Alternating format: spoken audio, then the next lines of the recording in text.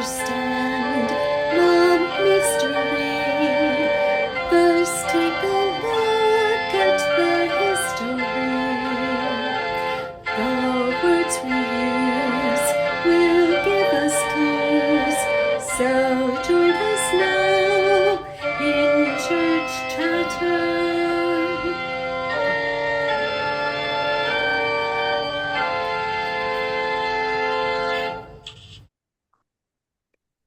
Welcome to the Church Chatter podcast, where we unpack a different church word or phrase. I'm Dillon. I'm an ELCA Lutheran pastor. I'm Sam. I study language and power. And today we are doing an interview. I am interviewing Samantha on being an author and a professor. And so we're going to jump right into things today, as we did last time, as Samantha interviewed me. And I'm going to give a little bit of an intro about who Samantha is. Some of you may know, some of you may not know. And so this is a little introduction, and then we will move right into questions for the interview. So Dr. Samantha Bise is a professor of English and social sciences at Penn State and Lehigh Carbon Community Colleges. And she loves to write and research and read and write poetry. She is a lover of Harry Potter and all things informational. Did you add that Harry Potter part? I did. Because maybe you don't like Harry Potter as much now, you still have that in your bones. And so Samantha is interested in the intersectionality of language and power, especially related to Christianity and feminism. She is my wonderful, beautiful, lovely, expressive love of my life. So Samantha is my wife. We're married, and she is the mother of our two daughters, Tabitha and Sophia, who I also love so much. And she is the co-host of the Church Chatter podcast with me. And she's the best person I know and ever will know. So I'm going to try not to cry. Thank you. She holds a Bachelor of Arts in English Professional Writing with a minor in anthropology from Kutztown University. She has and holds a Master of Library and Information Science with a concentration in historical archives from Clarion University. And she holds a Doctorate of Literacy, Culture, and Language Education with a research focus on religious literacy and language from Indiana University at Bloomington. And she has taken graduate theological courses at the United Lutheran Seminary at both Gettysburg and Philadelphia. Wow. Oh my goodness. That is good stuff. A little bit more though about Samantha. Samantha is an award-winning poet and has written many books of poetry. She has also contributed to many other books, contributing chapters to a lot of books. And she also has put together an awesome little cookbook of recipes for our daughters, for hopefully when they get older, they can use family recipes. I forgot about that. Yeah, it's a great little book. Her latest book, her latest book has been published by the Pilgrim Press, which is the official publication and publisher of the United Church of Christ, the UCC Church's denomination. And it is titled Tongue in Church, a Liberating Primer on Christian Vocabulary.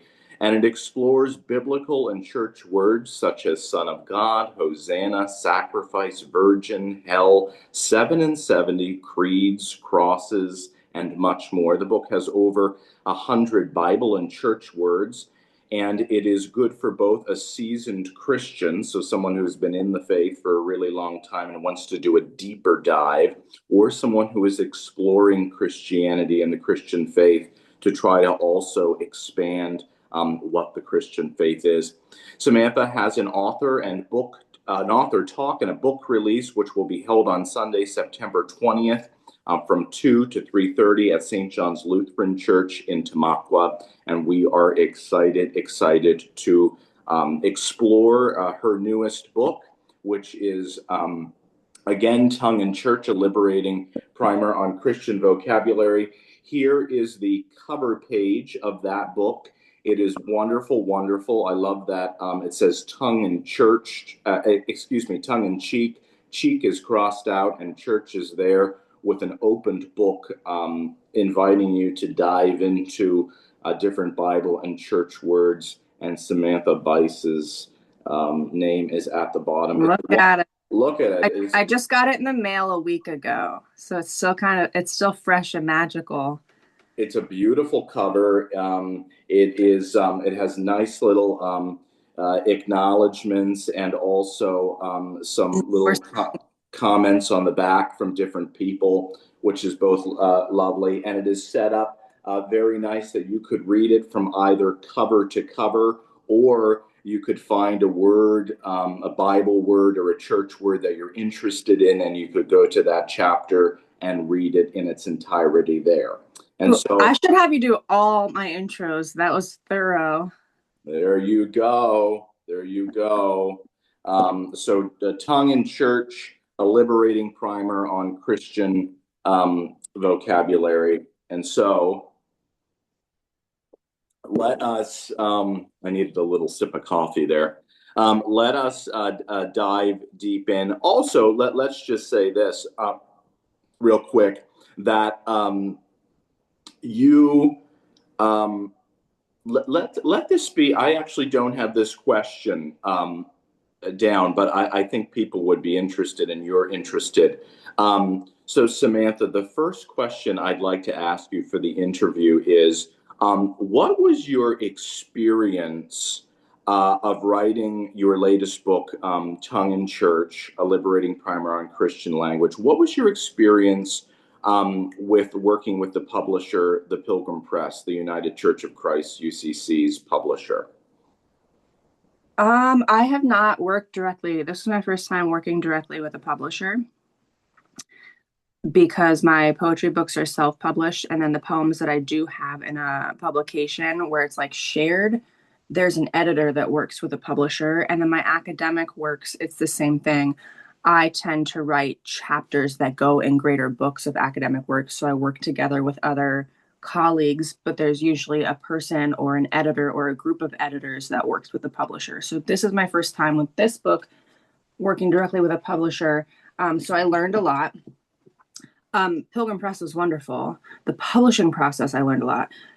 Pilgrim Press, first, it's a long process. It's a super long process. And I don't know if it's interesting to people who aren't writers, so I won't go super into it. But essentially, you spend all this time writing a book, and then you send out, you don't just send your book.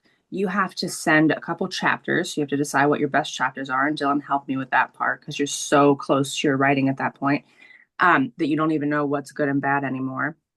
And if you remember, Dillon, my original book was nothing like this. So you send it to publishers. I think I sent it to like 8, 9, or 10 publishers at first, just to start, like the ones that I'm like, these are the ones that I would love to publish with. And to my great surprise, one of the greatest moments of my life thus far is 3 of them got back to me interested. 3 of them. That was crazy. And 3 out of 5, that's pretty good. Yes. And one of them, I just said, oh, no, thank you, because these other 2 were ones that I really wanted. And the long story short, I went with Pilgrim Press. And then they assign you a developmental editor where you just mess your whole book up. So that was, I'm a detached person. I can let go of things pretty quickly, and I feel proud about that. And that helps me with the writing process, because the developmental editor, Nancy Bryan, was wonderful. And she was just like, I was drinking coffee one morning on my porch in New York City, and this idea came to me, this really radical idea. What if we separate the book and like pull apart every chapter and create new and it was just this, it took me a couple of weeks to see her vision, but I'm glad we did. I think it made it a lot more accessible. This doesn't answer your question. To answer your question, yes, it was wonderful working with UCC's publisher, Pilgrim Press. The publishing process, I have learned this is true even of like the big 5 publishers. The author is responsible for a lot. They help you do the editing and they help you make it into a physical thing, but the marketing is still very much on the author. The getting the word out, all of that is still very much on the author. So that's the publishing process. But I do want to say one thing about the structure of this book that I'm actually proud of. It took me a while to get used to it. But one of my editors and I did was, at first I had this book arranged where if there's certain words that kind of naturally go together, right? Like the history of sacrifice and also the sacrament of the Eucharist and the sacrament of baptism and the word baptism, right? Like all of those words kind of go together. So originally I wrote a chapter telling you the theological story of all of those words. So I would group chapters together that way. Does that make sense? Oh, yeah. The way I'm explaining it. But my editor had me pull it apart. And now we have the first half of the book is biblical language. So words that come straight from the Bible. And the second half is language that comes to us through church tradition. And there's not a clear line between them. We kind of separated it. And I really love that because it helps make the point that the Christianity is not contained by the Bible. Church has been a witness and kept this story alive through ritual, and they have had their own language as well. I think that point is interesting, but also we have one section for each word now. And I like that because I'm not doing a lot of the theological work for the reader anymore. Now they get to start to see patterns and put it together themselves. So I feel less like I'm handing them like, here's what to believe. And instead, just like, here's some context. Here's what happened in the Roman Empire. Here's what this meant in Hebrew. Here's what it meant in Koine Greek. Here's how it got translated. Here's a scandal involving this word. Here's a scandal over here, right? And then they get to start to put it together however they might see fit. And I think that's interesting. So anyway, that's how it was working with the publisher, is it was messy. And great. Yeah. Great. Thanks for sharing that. And also the publisher, the Pilgrim Press, that is the oldest Christian publisher, or one of the oldest? Let me Google it quick. I think so. I believe it is the oldest Christian publisher in the whole country, in the United States. It is the North America's oldest English language publishing tradition. Yeah.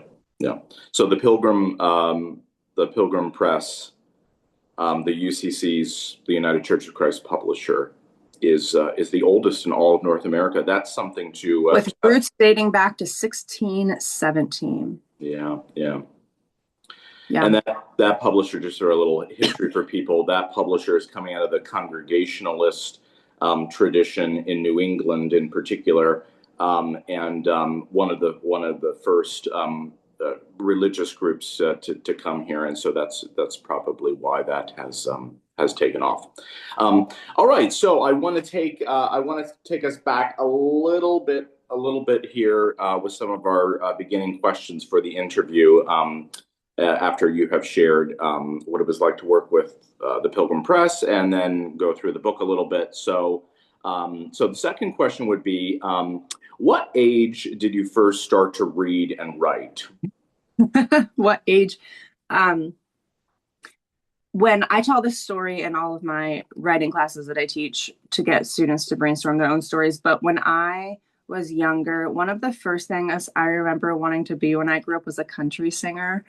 Because I liked country music, but I realized that I liked country music because that's what my mom listened to in the car. So it's just what I was exposed to. And I loved the Dixie Chicks and Shania Twain. So back in the 90s, we're talking like 1996-ish, I got a CD player. Now, I come from a family where you don't get big gifts when I was younger if it wasn't Christmas or your birthday, but this was just a random day.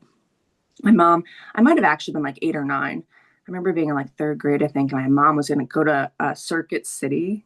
Do you remember? Oh my God. Oh yeah, I do. Get a CD player with a couple CDs, and I really wanted Dixie Chicks and Shania Twain. So I came home from school that day so excited, and she got me my first CD player. I remember it. Like it had like the handle and everything. I was so excited. And I would play Shania Twain and Dixie Chicks, especially Dixie Chicks, because their lyrics were quite poetic with a lot of metaphor. I didn't have that language yet, and this was before, actually it was a tape player and a CD player. So I also had tapes. So you could put it in side A and side B, right? And like turn it. So I'd hit play and I hit pause. This was before you could get the lyrics in the pamphlet in the CD, right? So I would have notebooks and I would just write down the lyrics. I'd hit play, write a line, hit pause, like over and over again. Just, and before I knew it, I had lyrics, and I didn't know it yet, but it was poetry. I just loved something about that. So I don't remember. I mean, I remember being a kid, and our Tabitha's like this. Before I could even read, I wanted to have a book in my bag all the time. Mm. I remember being attached to the written word, and I would be out in the wild, and I'd hear, like, as I got older, I would just hear, and I still do this. I have a notebook that I carry everywhere with me. If I hear a line in a song, something someone says, or I read it, or it's just like a conversation that I walk by and somebody says something interesting, I don't know why I might like it, but if it just catches me, I'm like, I like that, I will write it down, and it will often find its way into a chapter or a poem or something like that. I don't remember not being a writer. I feel like when people say that really cliche thing that, like, if you want to know what you like doing as an adult, think about what you liked doing as a child. And that's very, very true for me. That's good. I'm thinking about you in 1996, pausing, stopping, fast forwarding, Yeah. going forward and writing down. Yeah. Nothing like having to get, nothing like the 90s, Hmm. and obviously pre that, trying to get things because Yeah. there was Well, no. I did stop writing for a while because I was a teenager with a lot of feelings, but I didn't express them outwardly. Like, I didn't talk to friends about a lot of my dark feelings, or, I feel like most teenagers have these like complicated things that come up. So I became a little dark inside, at like Linkin Park music and things like that. And Mm, which, again, I think that's a very normal thing. But I had a notebook and I would write things in it. Some of it true and some of it not true. I'd write like fictional letters to friends that weren't even my friends. Like, I'd make up friends just as like a creative process, because I took a creative writing class and that was an exercise that we did in there. And my mom found the journal. mm, I think I was like 15, and it was very devastating. She was very concerned, because imagine writing all of your dark 15-year-old feelings and your mom finds it. So I stopped writing. And then I went to college and I found myself as an English professional writing major, which was also just interesting. That wasn't a choice that I made, it just happened. And taking creative writing classes, and I would write, but I would not share my writing. Like, I didn't try to publish my writing like most of my friends at that time. I was just the editor on everything. mm. Um, until I was 26. I wrote a poem. The day that I wrote this poem, which I hadn't written for a long time before that, I got a letter in the mail saying, "Here's a poetry contest in the community," which was just wild because I had just written this poem. So I submitted it, and then I won first place. Awesome. So, and then I was like, "Oh, cool, validation. I'm gonna keep doing it," and then I've been doing Yeah. it nonstop. That's great. So, two things. I can't get Circuit City's logo out of my head. I'm Do you thinking remember about, Circus City? And then it became uh, H. Gregg for a yeah, hot minute. yeah. I'm thinking about Circuit City. They had like the big yellow moon with red lettering of Yeah. Circuit City through What's it. the one that still exists though? What's like the techie store that still exists? Oh, Best Buy. Best Buy. I'm surprised Yeah, Best Buy still exists, but they do. yeah, Hmm. yeah. Um, all right. So thanks for sharing some of those. Well, real quick, like kind of like sub question would be, Hmm. did you actually keep a formal daily or weekly journal? No, ever Or since that. was it just kind of, from time to time? Like some people are like they keep formal Mhm. daily, weekly journals. Did you do that? No, I don't have a like. No, I don't sit down and write about my feelings anymore, but I feel like that's because I've become external, and I'm lucky enough to be married to you, that you're kind of my verbal journal. I'm just kind of like, Mm, oh, here's everything inside. My journal is very much, if I need to calm my nervous system, I'll sit down with crayons and color with my kids in it. I will still I have pages and pages of just lines that I've read or heard that I liked, or just like came to me in the middle of the night. I'll write it down. So if things just come to me, I'll pull it out. I'll even pull over on the side of the road and just like write it down quick. hmm. And I do have this practice where I will write. Um, we've talked about this on here. It's like two-way prayer. Like, I will ask God a question in my notebook, like, "God, what would you have me know about calming my nervous system today?" And then God will write back through my hands. If that sounds woo-woo to you, it's a practice. It's an ancient Cool. practice, right? Yeah. Um, two-way prayer, I just do it in writing. So I will do that, but it's not a daily or weekly thing. It's just when I need it. So sometimes that's 6 times a day. Sometimes it's every other month. It depends on the season of life. So that's what I do with my journal. Great. Yeah. Great. So the third question would be: so you love to read and write, as we Mhm. know, and what is your favorite genre of poetry, of literature, of writing? What's your favorite genre? Poetry, all of it. Okay. I especially like work from like Andrea Gibson. They are like they died last year, but I mean the greatest poet of our time. But I especially like mystical, like ancient mystic, not even just ancient, but just mystic poets, Rumi, Hafiz, those kinds of people. The Psalms, Hmm. obviously. Um, so all poetry, but my favorite genre, even more so than poetry, which would surprise some people, is nonfiction. I'm a nonfiction person. I am not a fiction reader. I will read it and I never regret it when I do. I like dystopian fiction, which is why I liked Harry Potter, even though it's not super dystopian, it is like very otherworldly. There's another society being built here, right? Like things are breaking down and we have to rebuild it. I like that. Um,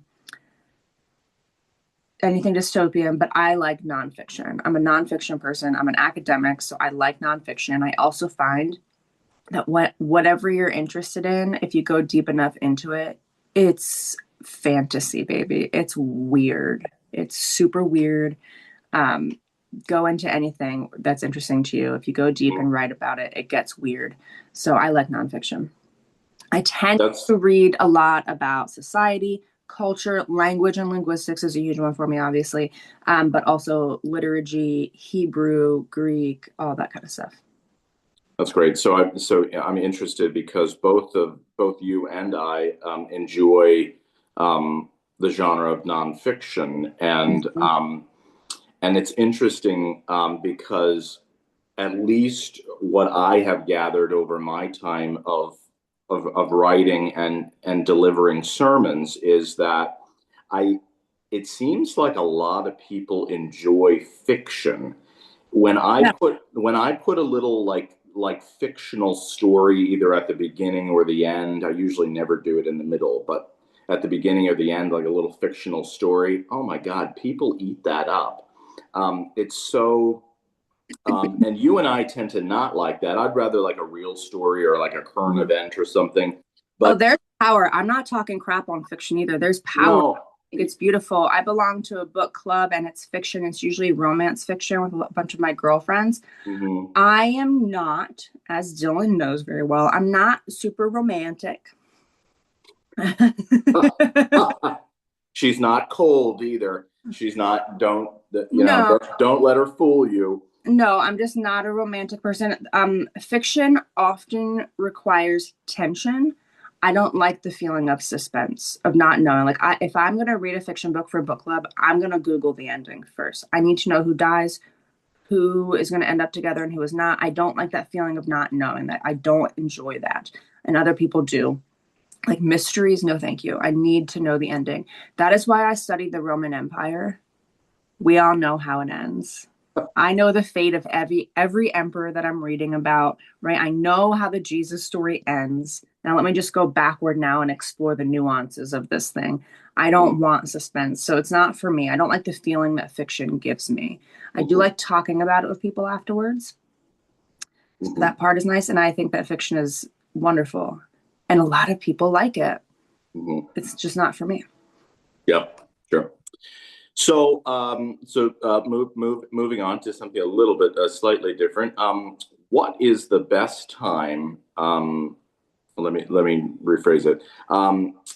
What part of the day or night do you do the best writing? 4 a.m.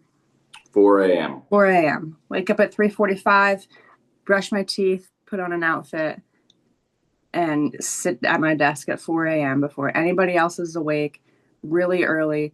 Anytime after 2 p.m., I'm not writing. Unless Hmm. I have some kind of deadline or something and I have to, I'm not writing. I'm useless after 2 o'clock. Hmm. Yeah. Perfect. That's so good.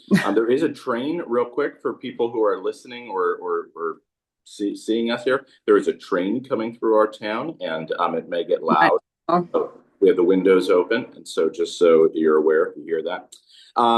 The next question is this, Samantha. You are a professor, and for your vocation, for your career, and what do you enjoy most about being a professor, a college professor?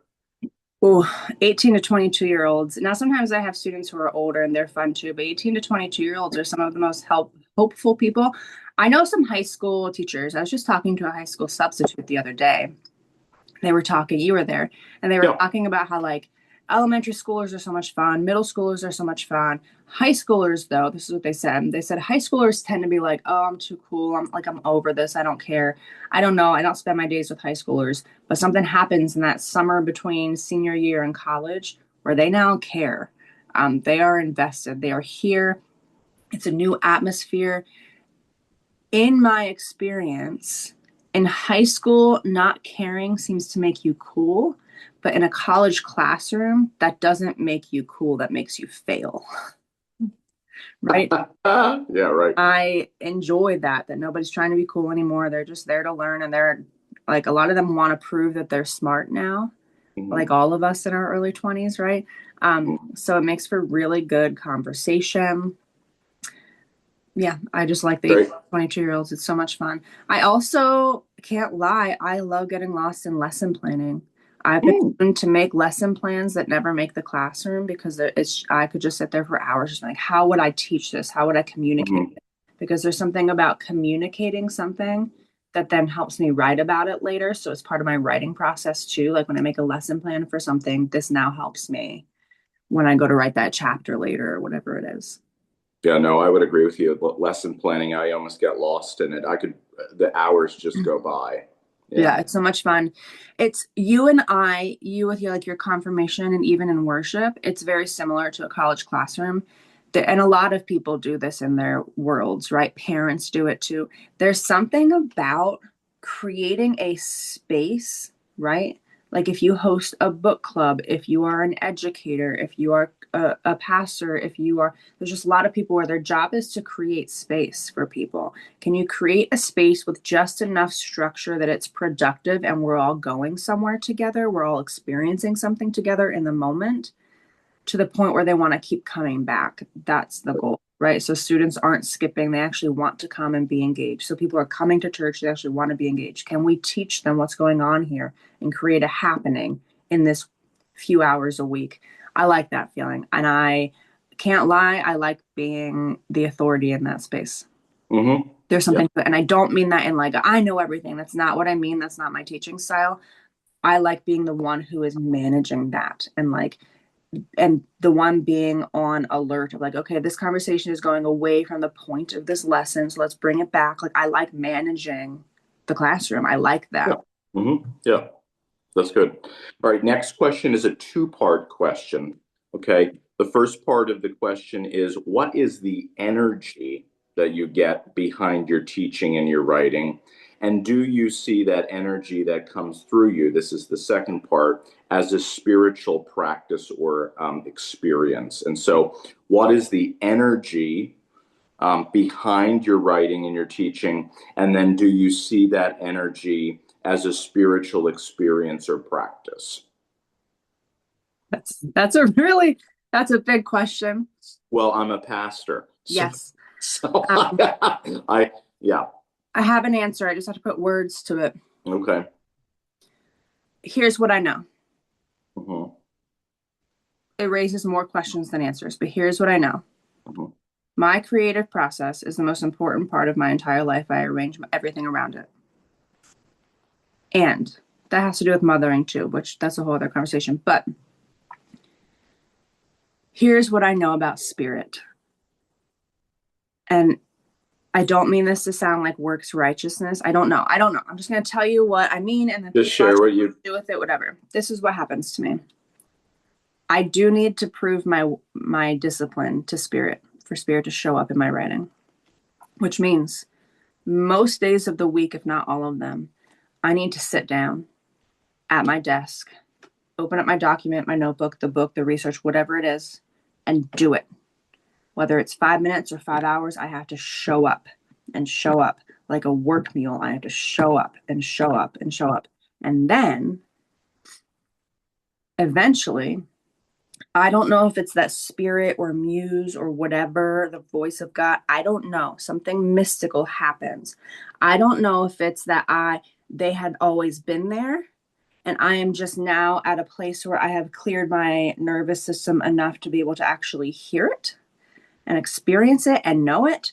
Or if I had to just show that, like, I mean, there are theories about creativity that ideas, and I believe this wholeheartedly, ideas don't come from our brain. They're not from us. There's like a cloud up here, and an idea wants to be made real. I've talked about this before too on the podcast, but it wants to be made real. And once you have that idea, once the idea has graced you, you need to show that idea that, like, I'm your girl. I can be a work mule for you. I will make you real. I will create this thing. I will sit down, I will show up, I will do the work, and then you have to do your part by, like, inspiring me and telling me what this thing is supposed to be, right? So I have to show up. I have to work hard. I have to be disciplined. I don't just write when I feel like writing. As Dillon knows, it's rare that a day passes that I'm not writing for a few hours. Even days where I work all day during the school year, I will find a way to write. And then this magical thing happens where all of a sudden, sometimes it's there for days, sometimes it's very fleeting just for a moment. And this is the part that gets weird, and some people will find it weird, and some people will be like, oh, that's fascinating. It's a literal, here are the words. Here, write it, like, out of nowhere. Like, I don't even know what this is. This is crazy. And it's just fed to me directly, and I'll just be typing.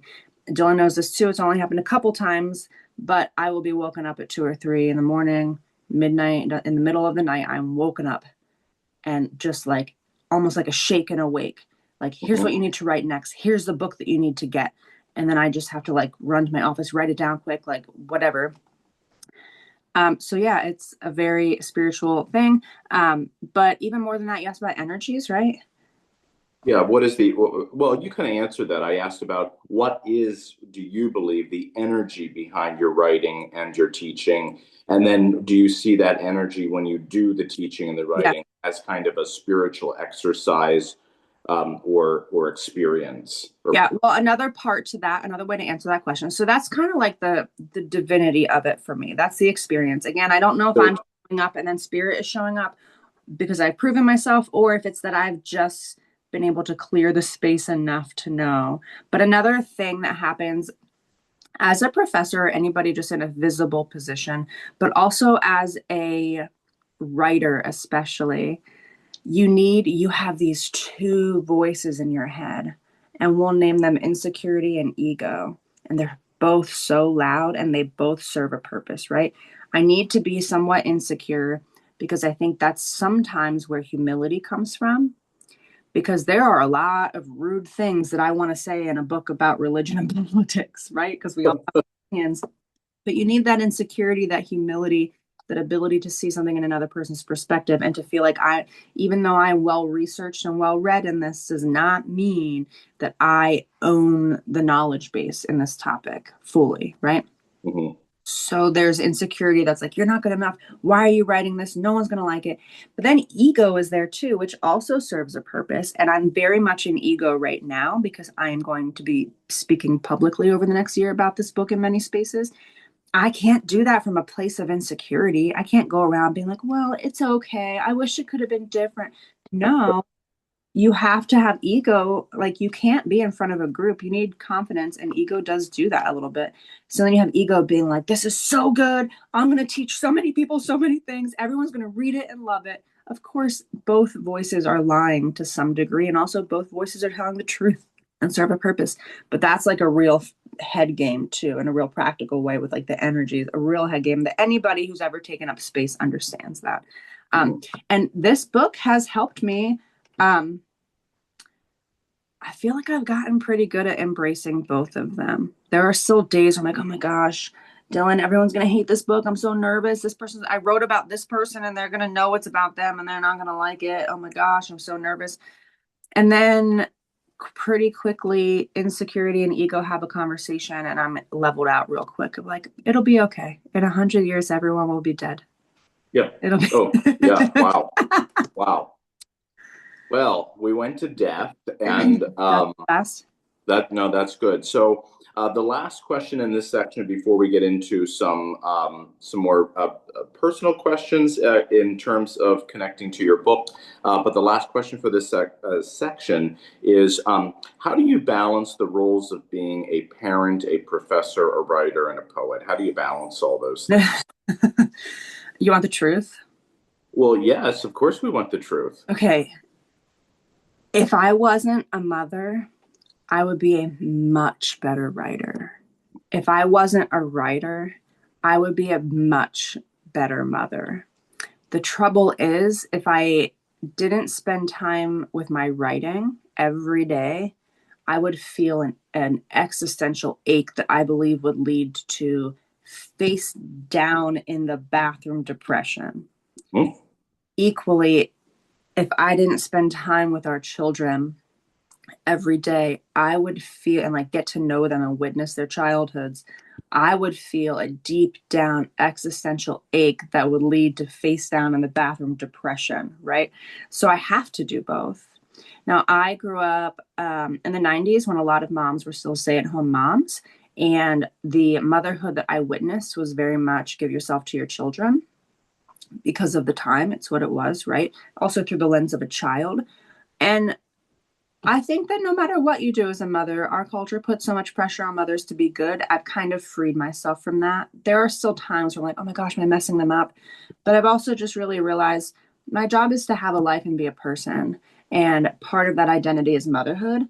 But also in 2026, there's this real pressure on mothers to like get down and play Barbies with your kids and play Legos. My parents didn't, I don't remember once my parents playing Barbies with me or playing Legos or like sitting down on the floor and playing with me. And I'm fine. I know that sounds like well, I had it this way and I'm fine, but like, I don't remember that being a loss for me. Right. So I have freed myself from that. And it's this, I feel like I'm rambling a little bit about it, but essentially, here's what it's like. Specifically, being because whenever I'm teaching, I'm gone. So the tension of motherhood is not difficult. I don't feel guilt when I leave my children. I don't have that experience of motherhood for whatever reason. But whenever I'm writing, my children are right with me because they're like glued to me, as most kids are to their parents. And this is the truth. This is what happens. Are you ready? Yeah, yeah. Go play. I'm writing. You go make a mess. I don't care. I need 3 hours. And you both have so many toys. Go play. Please go play. And they might go play for 10 minutes. They'll come back and we'll have that conversation over and over again while I'm writing. And then I might be like, okay, play with my hair. If you want to be on me, play with my hair because that'll keep them busy for a little bit, right? Go play. You have so many toys. I don't care if you make a mess. And then I'll write for 2 or 3 hours. And then I'll lift my head and I'll see the mess and I'll be like, why did you make such a mess? This is crazy. Right. So that's the No, truth. yeah, no, that's And then I'll take a breath and be like, okay, I got writing done. All right, let's clean up and then we'll have lunch and then we'll go to the park, right? And then last little comment I have on that is, so to really answer your question, there's no balance, there's none of it. It's just living in the tension of all of it because I know that without my children and spending time with them and witnessing their lives, I would be depressed. Without my writing, I would be depressed. So what do? You do all of it and you find a way and you live in the imperfection of it and it's fine. And as sacred as I keep my writing time in the morning, if I put on my calendar, go to the park for 2 hours, I'm going to the park for 2 hours. I'm not deleting that to extend my writing time. I'm going to the park with them for 2 hours. If I say that I'm going for a walk in the morning with Tabitha, she's been going for walks in the morning, that's what we're doing, right? So I'm spending time with them, I'm doing things. And that's it. no, yeah, there's no doubt. Does that answer your question a little bit? Yeah, absolutely. And I think it's good for because people ask, or if they don't ask, they wonder how might you do all these things, right? And so that being a parent and I didn't put it in there, but being a spouse, I don't know. I think I'm just so easy. So Low maintenance. You are pretty low maintenance. No. We're not going to talk about that. We're going to move on to the next question. We're going to move on to the next question. But no, I think that helps. I think that helps You I know, do feel really quick. I feel like a lot of modern conversations about motherhood are so much entrapped with like, I just feel guilty and I feel this. And I don't know why. I feel really lucky, but I don't feel guilty. I just live into the mess of it. And I'm not sure how I was able to embrace that. I think I just realized that if I want to be like a really good whatever, that doesn't exist, right? Like I'm not after goodness. I'm just after I enjoy my children. I enjoy writing. I enjoy teaching. I'm just going to do it. yeah, Every day, I'm going to do a little bit of all of it. And sometimes my writing might suffer and sometimes my mothering might suffer, but I'm not after perfect motherhood. I don't think it exists. And I'm just ready for them in 30 years to be like, Mom, you did this and it really hurt me. And I'm ready to receive it and be like, oh my gosh, tell me about it. How can I be better now? I didn't know. I'm so sorry. And just receiving it and being a space where they can tell me that I've done wrong. It's already happening. They're already telling me some of the things that I do. Um, all right. I'm a person. that's great. Yeah. All right, so we're going to move on to our last couple questions here, and so here we go. All right, so Samantha, tell me about your religious upbringing. Hmm. I didn't have one. Hmm? Yeah, I wasn't raised in church. So formally, I didn't have one. I wasn't raised in church. Here are some memories that I have about religion. I remember being at my grandmother's house and her jokingly calling me and my brothers heathens.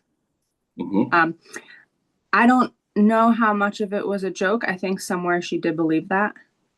But I think all of us have grandparents who think that we're heathens or think that the way we're doing it is too different, right? Um, I remember she got me, I have it here somewhere, a children's Bible.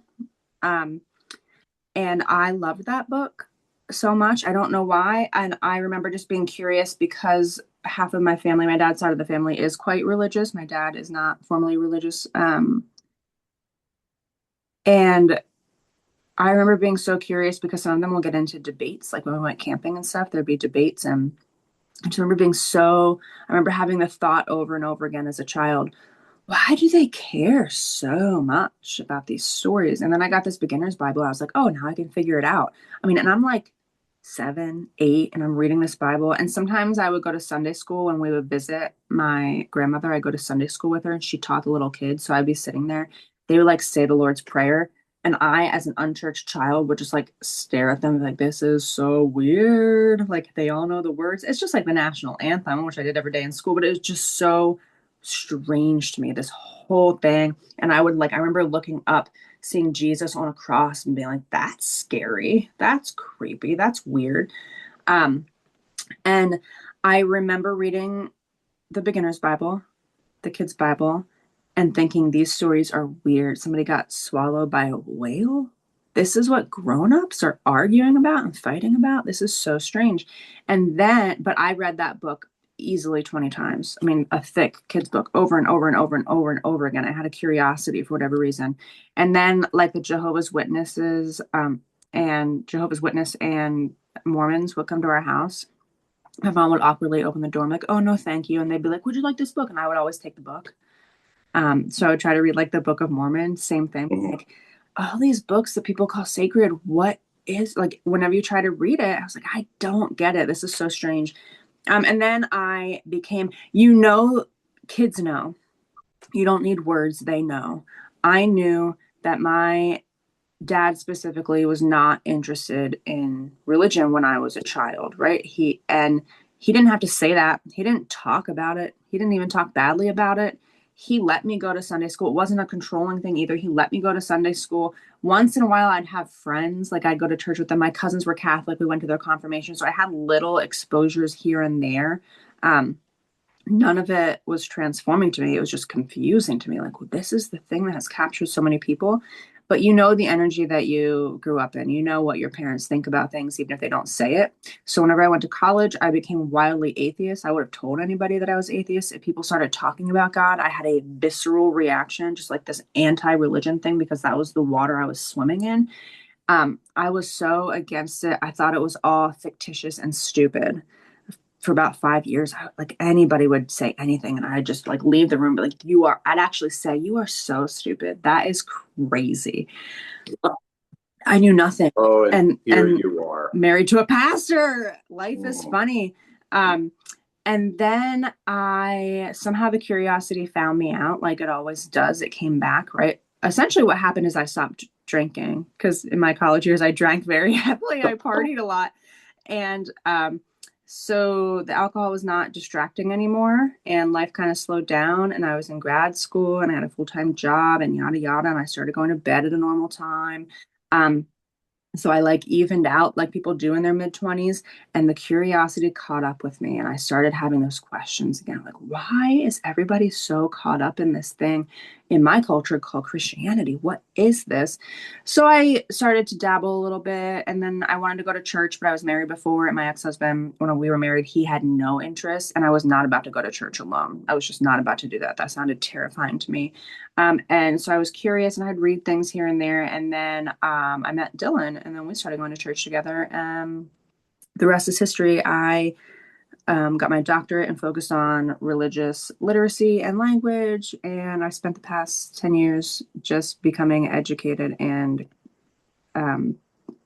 researching and writing. And here I am. Now it's my profession. Now it's what I do.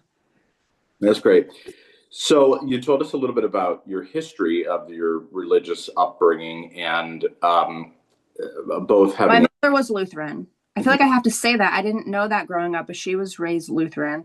Mhm. Very light. I wouldn't call my mom's family a churchy family, but She was a light Lutheran.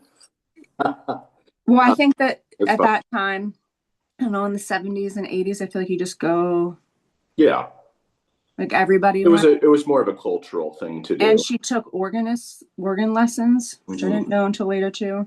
And now I'm a Lutheran, so look at that, followed in the Yeah. footsteps. But yeah. Yeah, that's a spirit-led thing.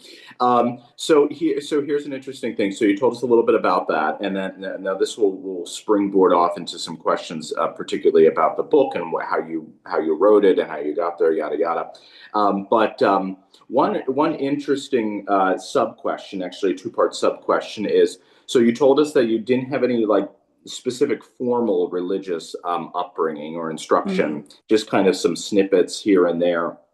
Um, but were you baptized? Could Mm. you tell us that? And then not only were you baptized, are you baptized? And can you remember the first time you took communion, Well, no one takes communion. received communion? You are so good at that. So tell us where you baptized, and when was the first time you received communion, if you can remember. I was baptized because my uncle's a pastor. I was baptized in a Free Methodist church, which is very evangelical leaning. Not even leaning, they're evangelical. And that's the church of my father's childhood.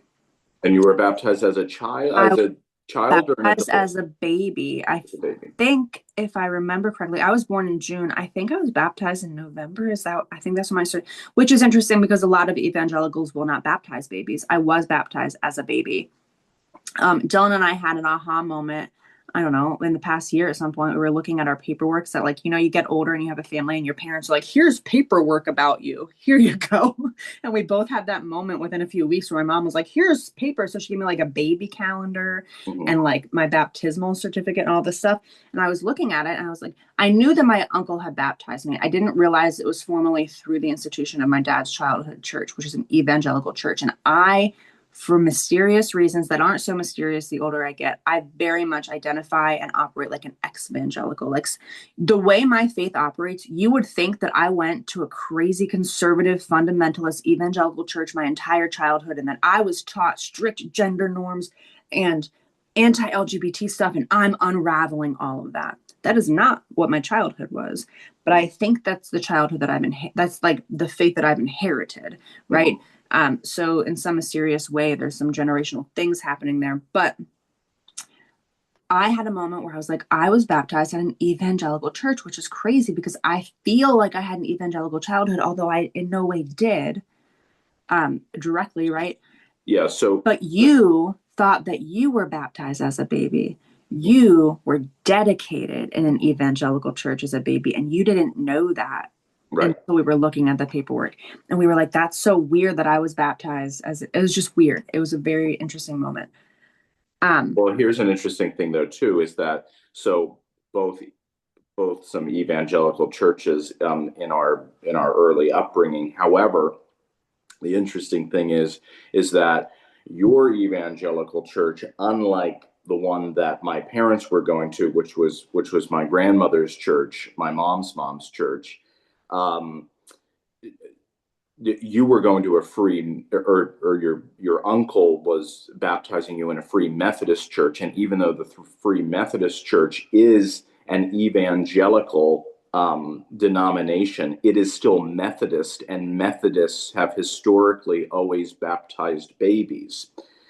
So yes, they're evangelical. They're much more conservative than more mainline Methodists, but because they come out of the Anglican and Methodist traditions, they had a strong historic understanding of baptizing babies. Where the evangelical free church, where my grandmother migrated to after she left the UCC church, was not so much the case. They had embraced, they had basically embraced child dedication, which has the form of infant baptism, excluding the water. So it almost is set up Did they completely. use oil? Did they use any elements? That I don't know. That I don't know. But from what I do know is the service itself looks very familiar. There's questions to the parents. There's usually the Lord's Prayer and a creed, asking the parents to bring them up, which is similar to what we do in infant baptism. It's And just I don't. further evidence that Christianity is such a large tent. Even evangelicalism is such a Yeah. large tent, because the evangelical church I was baptized in versus where Dillon was as a child, very different. Also very Yeah. similar. And I think there was an anointing. I think there is an anointing part, but there is no water, or candle or anything like that. But the form is generally the same. It's not exactly generally the same. So that's an interesting thing. When's the first time that you received communion?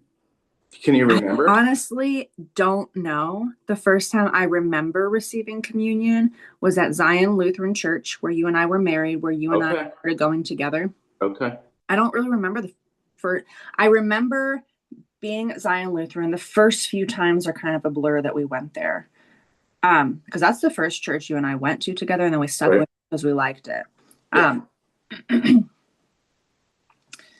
Yeah.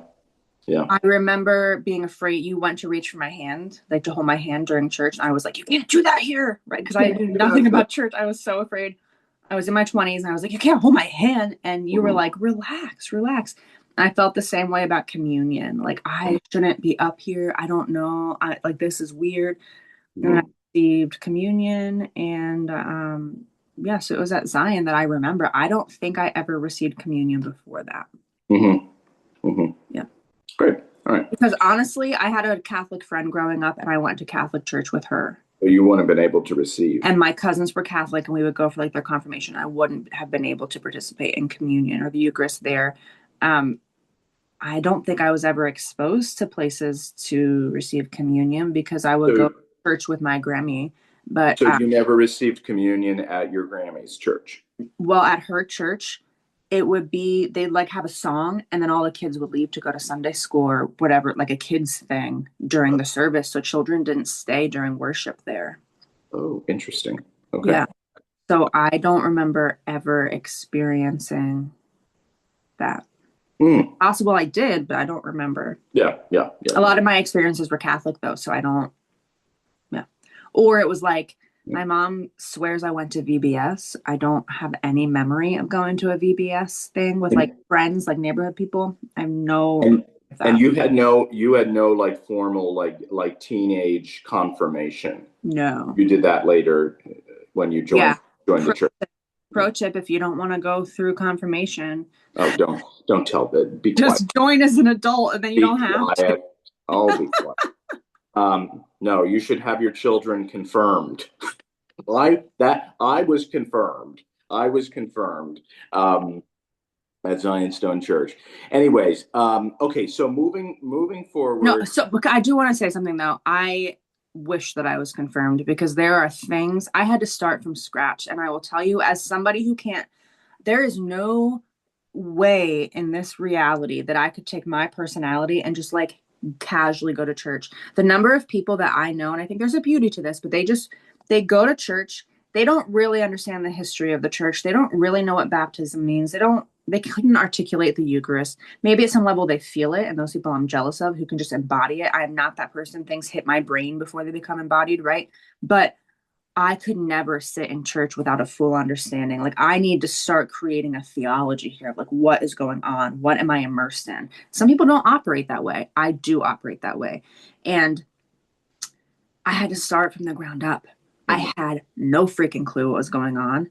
I thought it was weird when people were like, Jesus died as a sacrifice. Now I have a full theology about how we have arrived at that and what that means. But that's weird. That's a weird thing to say. That's very strange. I don't know what you're saying. Christianity is weird, and I had to enter it having no idea. So confirmation, I feel like could have cleared a few things up, or at least had a foundation for me to build on, right? Like confirmation is not, a lot of people say, oh, why didn't I learn that in Sunday school? Why didn't I learn that in confirmation? Because that is not, it's just like college. You don't learn everything in college that you could possibly need to know for your job. It is a foundation so that we all have Well, a jumping off point to build, right? yeah, most confirmation programs or curriculum are to offer the individual or usually the group that's doing it together a and this sounds kind of light and it is, but to give people a survey of the faith, to give people the and if they want to go deeper, that kind of general basis or survey of the faith kind of gives them a springboard Well, to I felt a go little off. jealous. A Catholic man commented on one of my Instagram posts about, I think it was a man, about liturgy. And he commented saying, I converted to Catholicism as an adult and I just finished he didn't say confirmation, catechesis. I don't know what he called it, but Or RCIA, I think it's called. yes, yes, yes.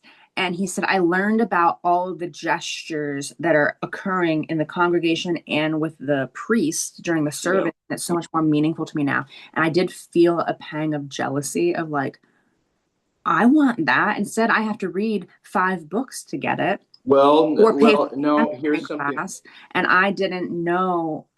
I would love to be immersed in a formal, like Jews do or like Catholics do. I would love to be like, here's a 6-month course. You've got to take it. You've got to sit down. You've got to commit, and you're going to know a whole bunch of things about the institution. I would love that. Well, so real quick, I want to get back to our questions, but the Catholic Church and the Jewish faith, Jewish religion, does a very good job at that. Most Protestants, including Lutherans, I'm going to say it. We make things a little too easy. We just say, "Are you baptized? And are you willing to make a public affirmation of faith? If so, that's it. We're That's all." trying to make it accessible, and I So get that, but something's lost. accessibility.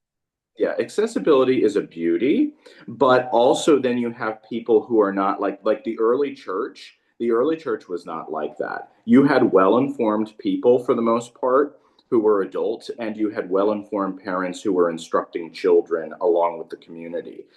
It was a formal process. There was Well, not. the It wasn't. earliest, It wasn't loosey goosey. the earliest Jesus followers, they were Jewish. Right. For all intents and purposes, you were now Jewish. And it started to change a little bit because Paul was like, no, you don't need to be circumcised, right? So we see some of the changes in the expectations, but they were Jewish. They worshiped the God of Israel. And then, of course, it started to expand from there.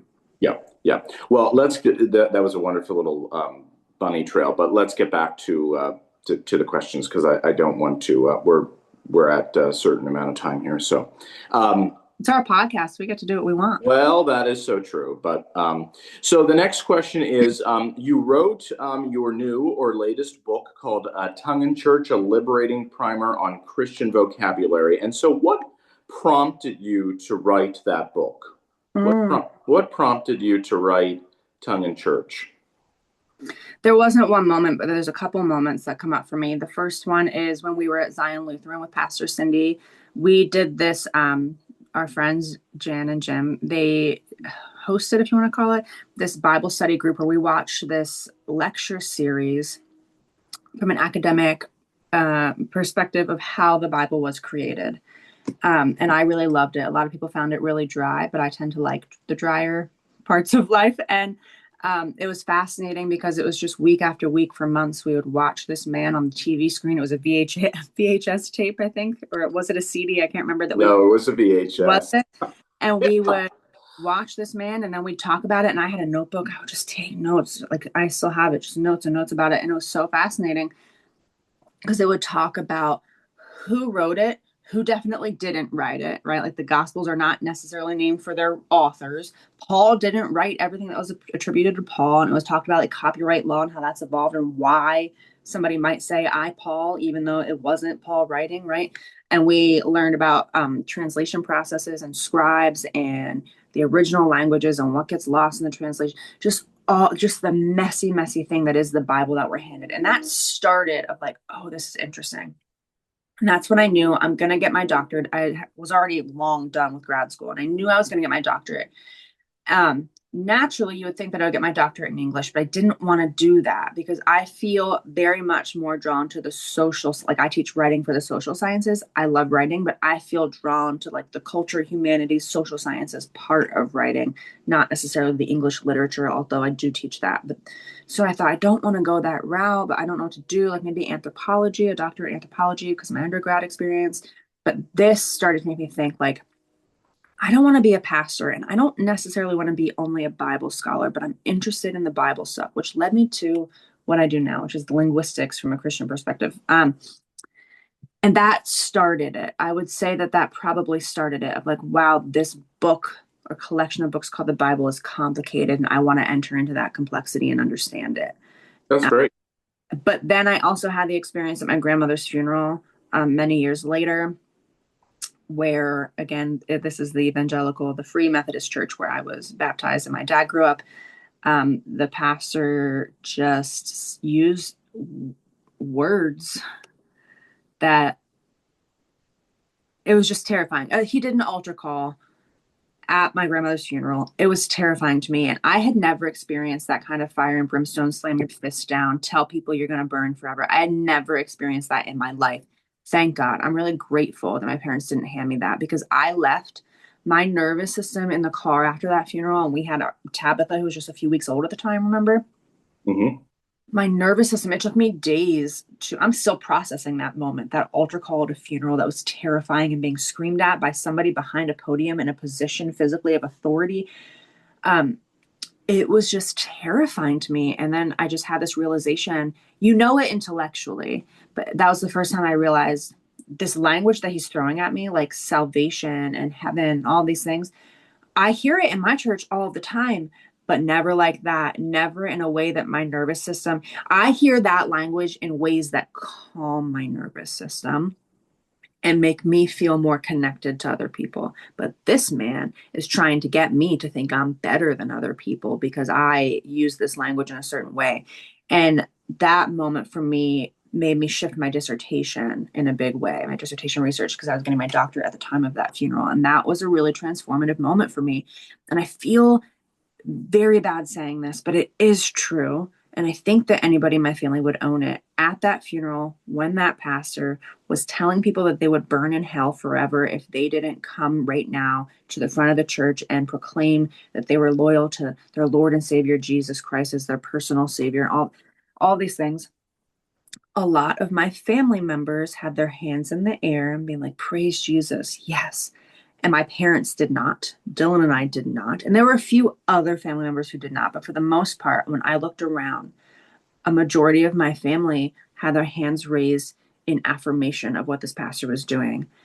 And it was just the first time that I had really witnessed the inherited faith. You know what I mean? Yeah. And that was just transformative to me. Like, this is wild because I know these people, these aunts, these uncles, this grandfather, to be loving and kind. And yet their faith operates much differently than mine. And the language we're using the same words, but very differently. So that moment, I can't put enough emphasis on how much that moment shifted something deep in me. To have you start writing the book. Yes. Yeah. And it started with my dissertation. And then as soon as I graduated and that dissertation was published, I started writing the book. And the book is very different from the dissertation, but my dissertation focused on the word helper in Genesis. And then I just took the way I did that research and I took it for every word. I'm like, I'm going to figure out what all these words mean.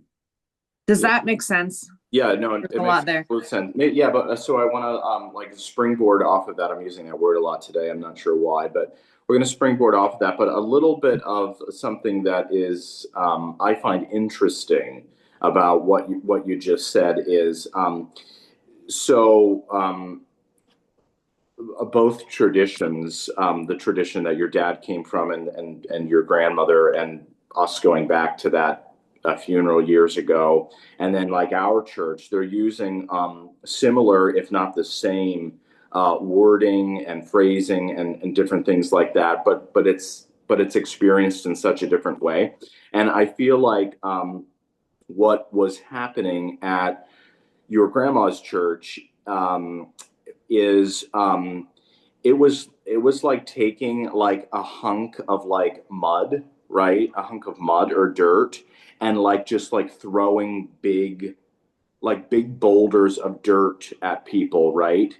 And they were just like pummeled with like all kinds of things and they couldn't like keep up, right? So it felt like hold on. I want to balance something here real quick. So like going there, it was like these like pummels of like hard dirt being thrown at you, right? But I feel like at our church, the hard things, the hard questions, the complexities, right, are there. But by the time we get them, they're sifted. Mm-hmm. So the dirt is a little like sifted out, right? Because it's within the liturgy, it's within hymnody, and you can see it because all the junk's been sifted. You can you can see it. It's like, and it's laid out on a tray for you to explore without being thrown at. Yeah, it's not being thrown at you from a place on high, but it's refined. There's also not fear. I have never left a Lutheran service, and we've been to many Episcopal and Lutheran churches. I have never left feeling fear, but I left this funeral feeling fear. It's like whenever, I don't want to linger here too long, but I also think it's important. It's like whenever a child is raised in an abusive household, that's what they think is normal. And that's what their nervous system, whatever state, I keep talking about nervous systems today. I don't know why I'm doing that. You're saying springboard up. I'm talking about nervous systems. But if your nervous system is in a certain state, it's going to seek situations and people that will keep that nervous system in that state until intentionally you calm your nervous system or whatever it is that your nervous system needs to be more healthy, right? And regulated.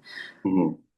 When you go to a church like that, where they're screaming at you, telling you you're going to burn forever, that feels to me, I'm just going to be super absolute about it. That is trauma, that is abusive. Get your child out of there now, because that's just like being in an abusive household where you're afraid of being hit, of being screamed at, of your parents exploding, of whatever it is. You're going to grow up and you think that's what connection is now. You think that's what love is, and you're going to seek that out.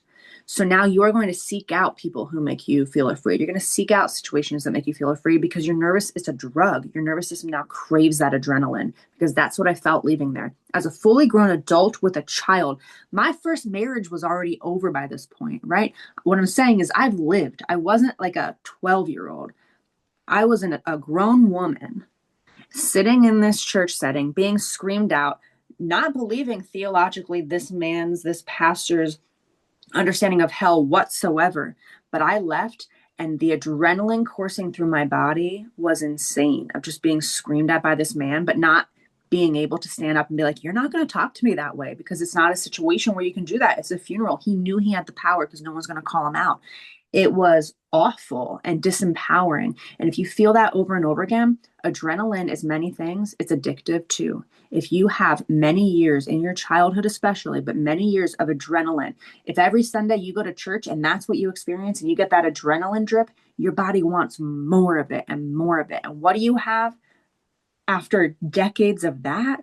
Christian nationalism is what you have. You have many people who desire and crave two things: that adrenaline drip that fear gives you, but also the ego high that that gives you, that like, I believe the right thing and I'm going to heaven and all these other people aren't because I'm right and I'm better, right? We crave that. It feeds our ego, and that's what's happening now. All right, let me get off the pulpit. We can go to the next question. No, it's so good. And there's so many beautiful denominations and traditions within Christianity. Samantha and I have had, I think, some of the best experiences within Lutheran and Episcopal churches. But also, I think it was 2 summers ago now, we were in Bar Harbor, Maine, and we attended a UCC church there, Yeah. and it was so inclusive and so lovely, and we enjoyed the service. The pastor, well, there was 2 pastors. Both of them were so great, and we attended that UCC church in Maine. But again, most of our stuff has been Lutheran and Episcopal. But there's so many traditions that that people find a great depth in, and they can explore. So Catholicism is really beautiful too. Catholicism is very Orthodox. beautiful. We've been to some Orthodox things. Yeah. So Samantha, what were your 2 favorite words in your book, Tongue in Church? What were your 2 favorite words to research and write about? My 2 favorite? I have 2. One is hard, so do 2 if you can. Oh, I was thinking 2's not enough. Oh, well, yeah, but we have some other questions, and Well, obviously, Son of God is the first one I always bring up, because that's the first one. When I learned for the first time, let me see if I can find it. When I learned for the first time that the emperors were called Son of God first, that was, I mean, there were coins with the emperor's face on it that read the divine Caesar and the Son of God, right? Emperors were called Son of God first. So whenever we call Jesus Son of God, that's a really political grounded statement. That was transformative, and that started to unwind everything for me, because then I learned that gospel was a word, right? Like an announcement of good news. The gospel, that was a Roman imperial message, where essentially Romans would make a huge, like, say, everybody come gather, I have an announcement. And they would say, like, Caesar is the Lord and Savior, and we're celebrating Caesar's birthday, and there has been a military victory and all these things, right? Like those were gospel announcements. So whenever we call stories of Jesus gospel, that's another one, right? So Son of God and gospel were 2 that started to really unravel for me everything. But I'm gonna name a couple others. Virgin was a big one too, right? Like virginity. Whenever we look at the translation histories of virgin, was she a virgin? I don't know, right? Read my book and do with that what you will, but we can't deny that original word that we have translated as a virgin didn't necessarily imply a woman who had never had sexual relations before, right? It meant an unmarried woman, which culturally could have meant that, but it wasn't inherent in it. It wasn't a done deal, right? That there was a word for virgin, that wasn't it. And then it's brought into the Greek world. It's a whole thing. So that was also I've increasingly become interested in Revelation, the book of Revelation. And whenever we look at words like Mark of the Beast, that points back to the Roman Empire. Whore of Babylon.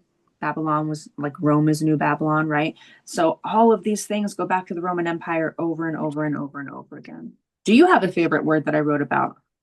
Dillon has read my book, every version of my book, 10 times over and over. Yeah, I would probably actually have your book right in front of me, but I'm not going to look at it right now for that. I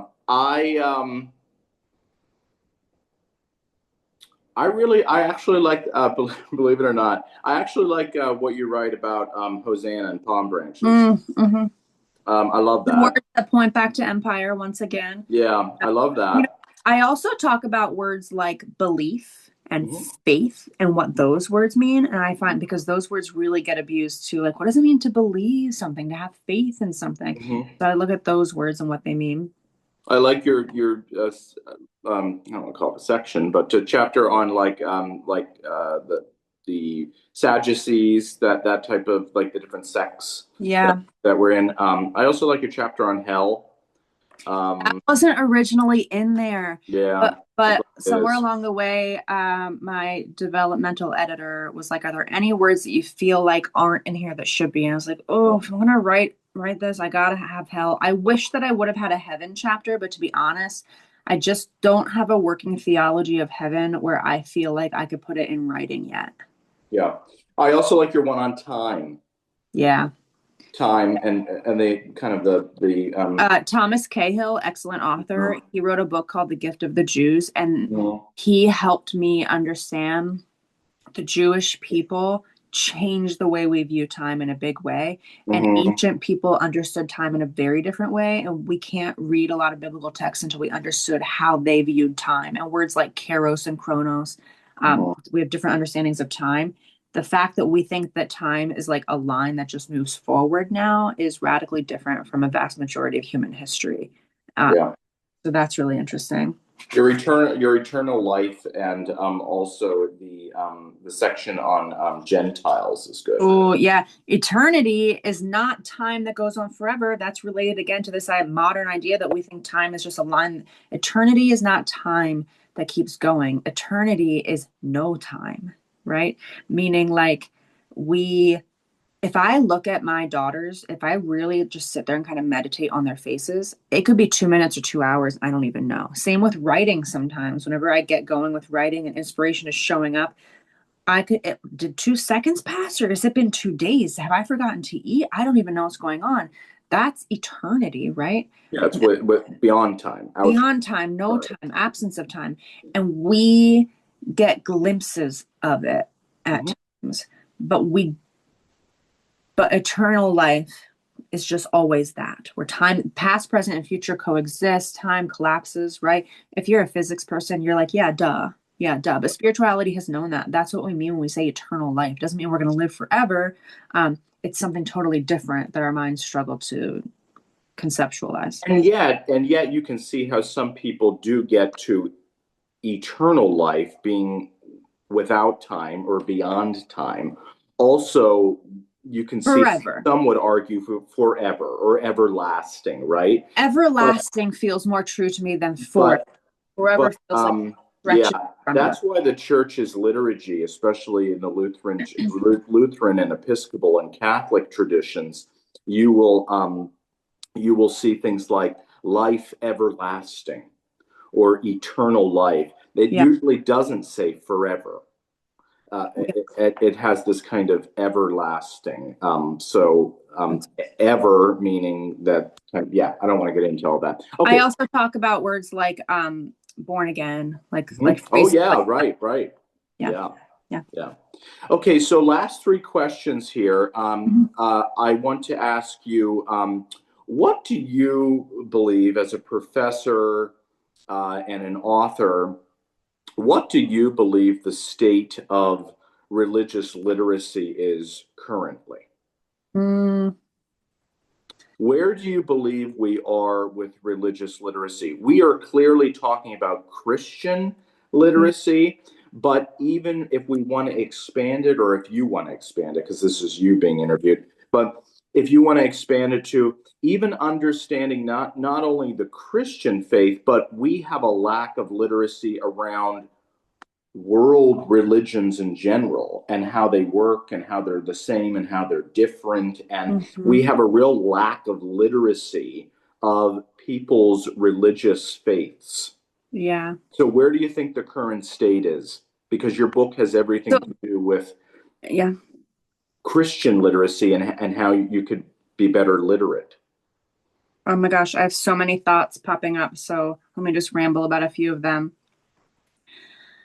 I People wouldn't suspect this, but out of Dillon and I tend to be the more optimistic one. And I think at a face value, people would think that Dillon is the optimist and I'm the pessimist, but it tends to be vice versa.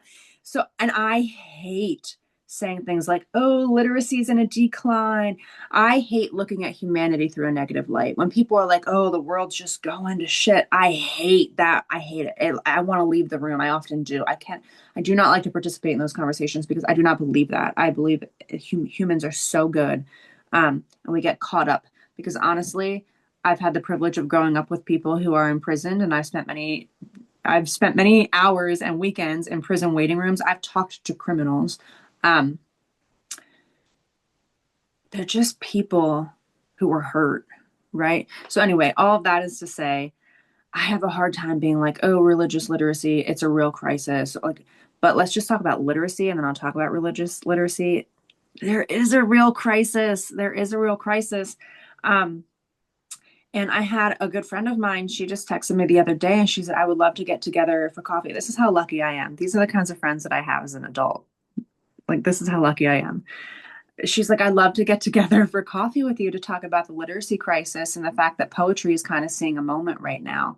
Shout out to Mick because she texted me that. What a lovely friendship to have.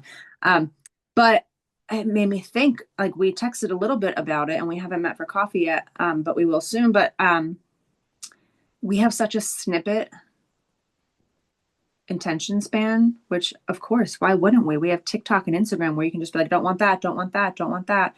And we have and I'm writing a book about this right now with religious and liturgical literacy, but we have such a lack of respect for slow dopamine, which is actually what satisfies. Like, read a thick book, read a book that takes a month and you got to read it every day to get done.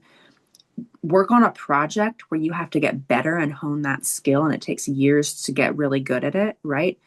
That's slow dopamine. And whenever you actually achieve that thing that you've been working towards for weeks or months or years, that's what actually leads to satisfaction and connection, right? And self-worth and confidence, right? That's why we put kids in sports at a young age, because you need to hone this skill and this practice. So read a long book, but instead we have a whole culture that's like, here is like one line, here's a 16-second video, here, like, everything's so fast. And it keeps similar to my grandmother's funeral, the altar call at my grandmother's funeral, right? It keeps you in this state of like, go, go, go, go, go, like slow dopamine. Here's a hit. Here's a hit. That's called addiction, by the way. That's what drugs do. It's like, here's a hit, but now you need more and you need them more frequently in order to keep this high up. That is not what leads to satisfaction. That's what leads to collapse. So I think that we're seeing a societal collapse, and the way that manifests in literacy is people will read short poems. And by the way, like the Rupi Kapoor poems of the world, and I hate critiquing an author like this, but she's kind of the face of it. That's not great poetry. That's not, people want to read just like 3 or 4 lines, and that can be really magical. But like, there's not good metaphor in a lot of those things. That's not the kind of poetry that somebody works a lifetime to like hone in and like observe something really deep and put it in writing. And that's what people want, is they just want like, here's a quick moment where you feel like you have read something deep, but really you haven't done the slow dopamine work. And that is what's happening. I had somebody comment on an Instagram, because I'm really active on Instagram. And I had somebody comment on a video the other day being like, well, what's your favorite biblical verse? And I just commented saying, I don't really have a favorite verse. Like, people want your favorite 2 lines of the whole Bible. And I don't think the Bible works that way. So religious literacy crisis, yes, very much. And I will say this, though, I actually think the crisis is just as much a problem within the church as it is outside of the church. I have friends who know nothing of Christianity, but they want to attack it as if they do. Yeah. And over again, I just realize you want to be against something, but you sound so dumb right now because you have no idea what you just said. You have no idea. Or even like some books, I don't want to call them out because as an author, I just feel bad talking crap on other authors, but like books that are talking about Christianity, but whenever you're reading, like I read a fiction book recently that's about Christianity. And I realized really quickly, this author is trying to talk some crap on a Christian subculture, which I too would talk crap on, right? But they don't even know what they're saying. They have no idea. And maybe we all don't know the language. You don't know the language, you don't know the denominational structures, you don't even know what you're saying. You're trying, you know there's a problem with that, but that's all you know. And I take real issue with anybody who's trying to talk crap. So our sister-in-law, she used to be Mormon, and she said this, and it's really wise. She's like, I don't mind when people leave Mormonism and talk badly about Mormonism because they know it. They get to do that. But when people who have never been Mormon, they don't know any, they don't study Mormonism, they've never been Mormon, and they try to talk crap on it. She's like, they don't even, they sound so silly. And that was such a wise thing to say. And I've taken that with me because I feel the same thing about Christianity. I feel the same thing about everything, which is if you can't possibly, you don't know the language, and you don't have to be a Christian to know the language. There are many atheists who are well versed in Christianity, right? But they've taken the time to understand from a place of deep understanding and empathy, like, why are people saying this thing? So I think that there's a literacy problem.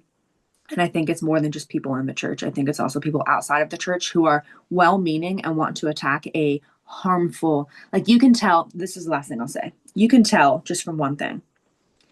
When somebody who's not a Christian, has never been a Christian, says Christianity is a problem, all Christians should pay taxes, all churches should pay taxes, when they are, as soon as somebody is attacking all of Christianity, that is the first red flag where I'm like, you don't know what you're talking about.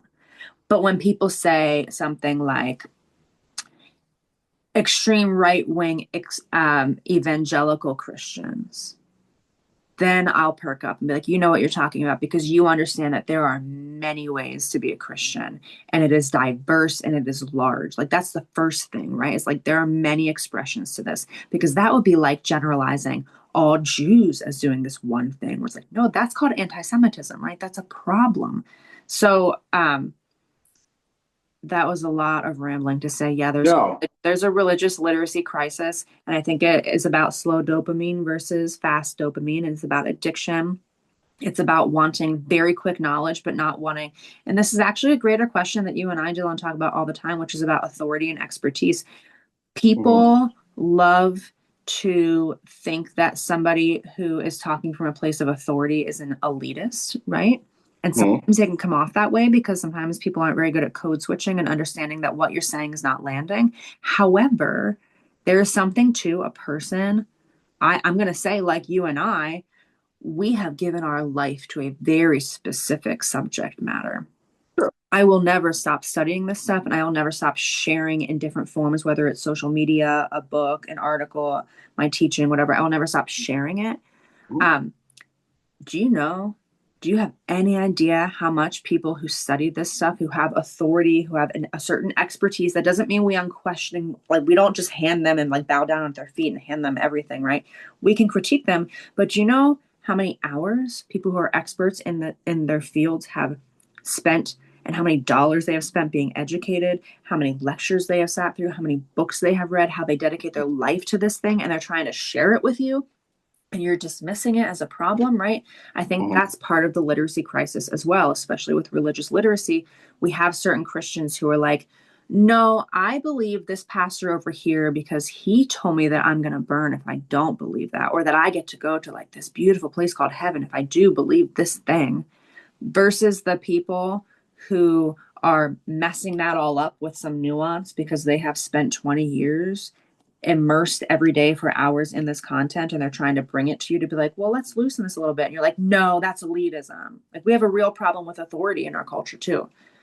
Who I just threw a lot at the wall, but I study religious literacy, so I have strong opinions about this, and I think it's a problem. I think read big books, right, or listen to long podcasts. I'm actually okay if reading words on a page is not for you. I think literacy is much broader than that, but engage in something that takes a long time, because that will train your body and your mind and your whole sense of self in such a necessary way that's deeply human. Yeah. You don't need to have a favorite Bible verse. That's weird. I mean, if there's like a mantra that feeds you, I don't think it's weird. No. I don't. What is weird is to expect everybody to have that. Sure. Yeah, I agree. I mean? Yeah. Do you have thoughts on religious literacy? Oh yeah, I have a lot of thoughts on religious literacy. Sorry. Someone was texting me from church needing to get in, and I was just so you know, I was texting them back. Um, so um, the interesting thing about religious literacy, I agree with everything that Samantha um, just said. We both witnessed this in our own vocations, our own professions. Her being a professor, me being a pastor, and we see it throughout cultural and social settings. Um, I see it, Samantha said, both in the church and outside of the church. I actually see it more in the church. There is such a lack of understanding of religious literacy, even in the Christian tradition. There's a lot of people who, for a multitude of different reasons, are unable to make it to Sunday worship or other holy days. And so they're not hearing the stories, they're not singing the songs, they're not reciting the creed and praying the Lord's Prayer. And so when they come or their children come for something like First Holy Communion, or they're coming for confirmation classes or something, it almost has to be Showing up just for the reading tests. Where it's like, yeah, you weren't here when we were engaging in conversation about yeah, the thing, or like, yeah. yeah, not that confirmation is a test, but you know what I mean. No, right, but it's almost and it almost, and I hate to use this word, but because there's not a regular diet of a weekly or even a monthly understanding of the stories and the church's teachings, when the children come, the children actually, specifically for First Holy Communion classes and confirmation classes, is the children actually suffer Yeah. because it has to be so remedial, the lessons, because they're not aware of the stories and the songs, and so there's a lack there. And then also in terms of like hermeneutics, which means preaching and sermons, not everybody by any means, but I actually see a larger amount of people. They actually want theology or Bible lessons to be on a postcard. And so they want a sermon on a postcard. They want a couple sentences that they can take away. They don't want a larger story or lesson or Mm-hmm. moral or ethical teaching. Okay, Um, they so my want book, they want postcard yes. theology. My book talk on September 20th. If you're local or even if you want to drive, everybody's welcome. You just have to register. There's a link because we need to know how much food to buy. But as you know, my book talk is about 45 minutes. And talking for that long, I start to feel like I need to talk fast because no one's going to want to listen. Right. Also, am becoming such a long form person. So I post on Instagram because I'm a writer and contractually I said I'd be active on social media because that's what Mhm. writers have to do, right? So with my publisher, I signed something saying I'd be active on social media. And by some miracle, I got a whole bunch of followers. So now I post regularly and it's part of my writing process because it helps me. But my videos need to be 3 minutes or less. That confinement helps me. If I can explain it in 3 minutes or less, I can write a chapter about it, right? But then to expand that into, I'm such a long form person, I'm not sure an essay, which is what I used to write, works for me anymore. I need a full book because we're going somewhere with this, right? And that 45-minute book talk that I am giving on September 20th, followed by snacks if you come. But I'm so excited for it because it gives me the space to really take us somewhere. And that's how I feel about the classroom as well. Is like I have 3 hours a week, which often is not enough, but like we get to go somewhere and build on it. And Right. my book talk, this isn't a problem because it's once and done. But in the classroom, in confirmation, in the whole church life, my problem with teaching, the one thing I cannot stand about teaching, inevitably there's a handful of students who sometimes it's out of their own thing, right? But other times they can't help it. They got sick, they needed surgery, they had to travel to their home country to visit their family for a week or something. And it just falls apart after that because I'm going somewhere. This is not the kind of thing, and church is the same. You can't just show up once and then go missing for a couple weeks or months and then come back. Like this is from baptism to death. we're going, it doesn't mean you can skip a couple weeks. Yeah, of course. You go on vacation, you say whatever, but this is a lifetime. Like, this is a system that holds you through your life. The same is true of school. Rarely, you don't get to go from kindergarten to third grade, right? You're going to miss some experiences here. We're going somewhere together. And to think that you can just come, like, be baptized, leave, come get, like, do Holy Communion, get confirmed, and then leave. And then whenever you're adult, be like, why didn't I learn that? Well, because this requires homework, like studies at home, right? That's why on the Sabbath, the Jewish people were reading and studying. That was part of Sabbath, right? You were still allowed to study Sabbath.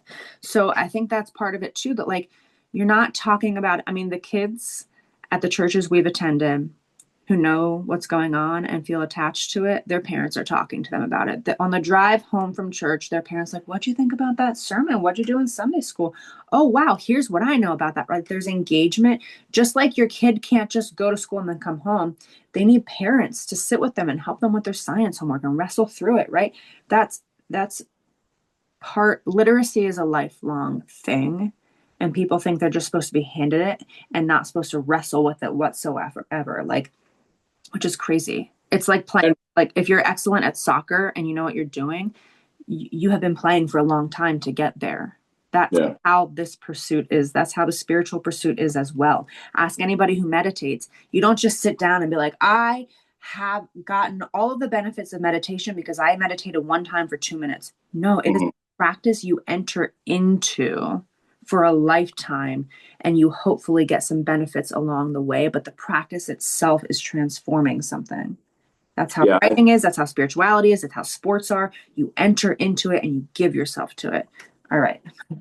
Yeah, and unfortunately, so we have one last question here, but unfortunately, the thing about religious literacy in our time is that this is not exactly something new. There's been other times where religious literacy for some time has been lacking deeply because of a multitude of different things. Also, church attendance or people participating in the life of the church or just religion in general seems to be in decline in an institutional way, and that could be that is true through some statistics. However, this is not the first time that has happened. There's always been people that have and times that have struggled with that, and so that's important to be mindful of. But before I ask the last question, it's interesting. So in terms of like religious literacy, specifically what Samantha does, what's really interesting with some of the confirmation classes that I teach to teenagers about teaching them about the faith is there was just an article. It was put out by Augsburg, which is the Lutheran Church's publisher, about confirmation curriculums and having students not just read the stuff and do activities, but actually write out with a pencil or a pen. Write out, do not have them type, but to write out certain things. So this year, I'm going to start having them do things which they used to do years and years ago. Get back to once you learn something and then you can recite it and you know it in your brain, and then you can recite it with your lips, but then be able to write it out like multiple times. So like writing out the Lord's Prayer, writing out the 23rd Psalm, writing out the Beatitudes. There's so much pedagogical research that shows the link between hand and brain. Yeah, writing out the creed and separating it into the 3 articles, doing things like that. So so this year, little do my confirmation students know this, but they'll be doing much more writing than they have in times past. Why? You have notebooks? Because well, and I've been creating forms, keeping them right in the worksheets. And so I read that article, and there's some really good research about, just like Samantha said, connecting the brain with also the more physical the physical movements. Well, I've seen a real movement in my college classes. I'd say the past 2 years, especially. A lot of people have iPads now, or just any kind of like tablet, and I oftentimes will say, all right, get a notebook out because you're going to write. Yeah. They Yeah. write on their screen. So you Yeah. can transcend and include. Sure. Oh, yeah, you could do that too. But No, we this don't. is what I've noticed though. A lot of my students the past 2 years, even whenever I tell them you can type this or write this, it's up to you. A lot of them will still write on their tablet, like Oh, sure. with their Sure. digital pen. Yeah. And I'm seeing that more and more. And the only reason why I wouldn't do that is because most don't have Oh tablets. yeah, I know. Yeah. What I'm saying is my students are choosing to write things, Sure. Oh, but yeah. them Oh, I are think, writing digitally, but still it's handwriting. It's the same thing. yeah. I Yeah. think there's a longing for that. Yeah. Yeah, I think there is a longing for them. So the last question is, why should people read and buy your book? Simple, simple question for the viewing and listening audience, and a simple question, well, maybe not so simple, but a simple question for you. Why should people read it? We're talking about the Tongue in Church, a Liberating Primer on Christian Vocabulary book. And why should they buy it? Why should they make it a part of their personal or private library? Christianity has a real language problem. Okay, are you ready? I am ready. Because this Tongue in is church. you can rip as much because that's the last question. Okay. Christianity has a real language problem. When I was 28 years old and going to church for the first time on purpose, and I walked into a couple of church spaces, and having like, whenever you're new to religion and you're like, I want to talk about it with everybody. I've got strong opinions. And by the way, I was one of those people who had strong opinions and I didn't know what I was saying. I had no idea back then. Just like 10 years from now, I'll be like, I didn't even know what I was saying back then, right? We all transcend. And the terrifying thing about writing a book is what you think now is now in print. And I will for sure evolve from this book, but it's in print now. It's solidified. But anyway, you got to make peace with that. Christianity has a language problem. When many Christians talk to non-Christians or new Christians or just other people, and they throw words around like Jesus is Lord and Savior and Son of God and Father and salvation and sacrifice and let me just look at some of my other words here.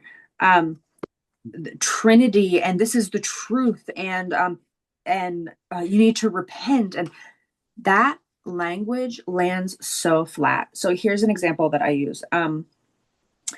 When I talk to my academic college professor colleagues, we throw around words like phenomenological. I can't even say the word, or like ontological, or what is your I can't even think of any right now, but like pedagogy, people wouldn't have pedagogy. Which I threw around earlier, right? Pedagogy, pedagogical stance. What's your phenomenology? All of those words, right? What methodology is that? Did you use narrative inquiry for that research project? Like, how did you arrive at that consensus, right? There's language that gets thrown around in academic circles where if I'm in an academic meeting, or a meeting with some other colleagues and we're writing things, right? Yeah, we use that language. I would never throw all of those words into a conversation with somebody else out in the wild. It is off-putting. It's even offensive. It's elitist. It's rude, because a conversation, as somebody who studies linguistics, right? A conversation is part me, but also part who I'm speaking to. So many Christians, not all, but many Christians have a real problem of throwing Christian language around, thinking it lands, but it's actually off-putting. It's rude. It's elitist. It's unkind, because it makes people feel like you're talking and I don't even have to be here. You're using your own language. It's called code switching. It's a very mature communication practice. You speak differently depending on who you're talking to. The way I speak to Dillon is not how I would speak to my mother, and it's not how I would speak to my children, and it's not how I would speak to my mother-in-law or my father-in-law, and it's not how I would speak to my friends when we go for coffee, right? We code switch. We use different vocabulary, and code switching requires a very empathetic practice of understanding, who am I talking to? Who am I speaking to, right? There are friends that I have where I can talk about Jesus as a Lord and Savior, and we all understand that we mean a very political anti-empire statement when we say that, because I know that these people have done their work and they understand the Roman Empire in this context, right? There are other people who I could say, like, I'll pray for you, right? There are a few people in my life where I could say, I'm praying for you. And it lands because they speak that language. There are other people in my life Where if they got a cancer diagnosis tomorrow, I would never say to them, I'm praying for you, because I know them, and that's not going to land very well for them, right? You need to know who you're speaking to. So you read my book so you can start thinking about the language that you are using. How are you defining it? How are other people defining it? And how can we start to define it together in our communities? I also think this book is important because we live in a world that is trying, in a culture and a society that is trying to be overtaken by Christian nationalists. And I'll tell you, they're using the same words as a lot of us Christians, but they mean something very different, right? And I think that we need to start using the same words, but knowing what we mean when we say it. Because when I say, I can't even think of a phrase, right? I keep going back to Lord and Savior, but like, or Son of God, or even like hell, right? Hell, I have a whole chapter on hell. That needs to be discussed because there are some people throwing that word around in ways that are not true to the history of hell, not linguistically sound, right? Not taking the whole history. And the last thing I want to say is when I wrote this book, one of the first question when you have that first meeting with your publisher, if you are a writer, the first question I was asked, who is this book for? Because their job is who's it promoted to, right? Who are we writing for? Because my editors needed to know that. And I was caught off guard because I was like, I don't know. Because I can picture this book in seminary classes. I can picture clergy appreciating it. I can also picture like a regular church lay person reading it. And I had a couple groups in my mind. I had ex-evangelicals in my mind because I know a lot of my friends who are going to read it were raised evangelical and they are not anymore. And they're either kind of in the faith or like they still are interested in Jesus, or they're just like completely out and really critical of the whole thing. I have both of those groups in my mind. So people who are so totally against Christianity, you could probably read this book and be like, yeah, this is why I'm against it, because none of it makes sense and none of it is the story that we've been handed. That's fundamentalism. That's atheist fundamentalism right there, right? But you could read this book and think that I'm against Christianity, right? So that's one audience. But if you're a Christian, you could for sure read this book and be like, she's defending Christianity on every page. And I for sure am doing that too, right? So I feel like there's a lot of different audiences for this. And I feel like that's that I'm going to stop rambling. That's it. So I feel like there's a lot of reasons to read this. I feel like Christianity has a huge language problem, and we need to get a lot more knowledgeable about the words that we're using because they're being hijacked by Christian nationalists right now. They're being hijacked. They're being used in very inappropriate, manipulative, and controlling ways, harmful ways, and we need to reclaim these words. Mm-hmm. Thank you so much. Wait, why do you think people should read it? Well, hold on. Thank you so much, Dr. Samantha Bise, for sharing with us your love of all things written and all things read and information, and your new book, Tongue in Church: A Liberating Primer on Christian Vocabulary. And just a real quick plug: you can purchase this book. There are if you're on Facebook and Instagram, there are all kinds of links and QR codes to purchase the book, Tongue in Church: A Liberating Primer on Christian Vocabulary. This is what the title looks like, by Samantha Bise.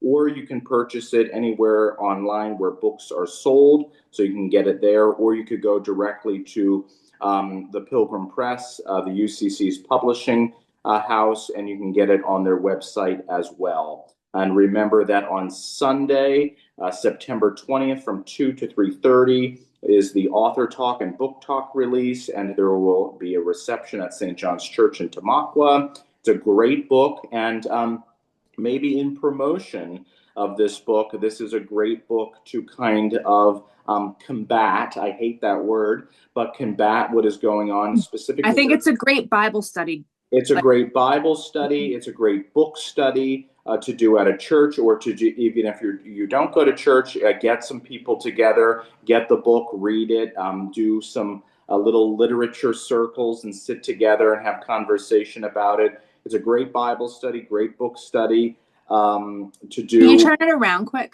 In church and outside of church. And I want to talk about the endorsements then. Okay, so hold on real quick. And so, and a great way to combat what Samantha just said, Christian nationalism.